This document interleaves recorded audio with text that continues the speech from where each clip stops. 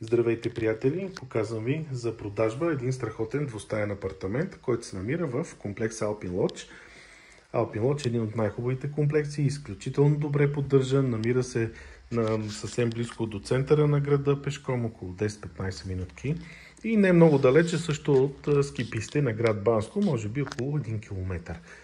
Имотът се намира на висок партер и има източно изложение. Ето, тук слизаме в хола. След малко ще покажа коридора, когато отидем да покажем спалнята. Имаме големи стъкла, както виждате, по принцип, сега е вече след обяд. Няма слънце, но до обяд по принцип тук грее слънце. Вижте каква голяма кухня.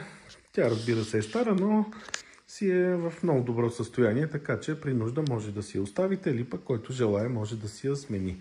Хладилникът е изнесен. Той може също да се премести или да се вгради, кой както иска. Ето сега ще покажа хола от тази страна. Имаме голям разгъваем диван, маса за 6. Доста е просторен хола, между другото. Ето да покажа дивана. И от прозореца ще покажа страхотното дворче на Alpine Lodge. Тук е момента да вмекна, че имаме страхотно спа центърче, който работи целогодишно и е безплатно за хората, които имат апартаменти. Таксата е 12 евро, включваща спа центъра дори за страховка. Така че това е една сравнително ниска такса за един прекрасно поддържан комплекс. Сега ще покажа и балкон. От него се излиза и през спалнята, и през хола. Имаме масичка за двама. От всякъде ограден с огромни туи. Ето това пред нас е комплекса, двора на комплекса. Може би да го покажа ето така да се види.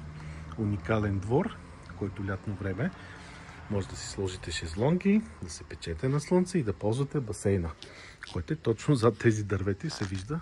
А лятно време вратата е отворена, така че да излизате директно на двора.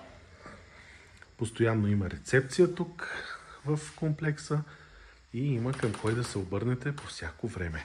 Сега ще отидем да покажем и спалнята, но преди това ще покажа. Това е коридора, през който се влиза. Тук имаме гардеробче с окачалка и тук е банята, в която е монтирана и пералня.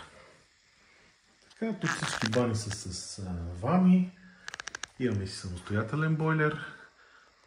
И трябва да кажа, не знам дали го споменах, че тук имаме самостоятелни партиди за тока и за водата.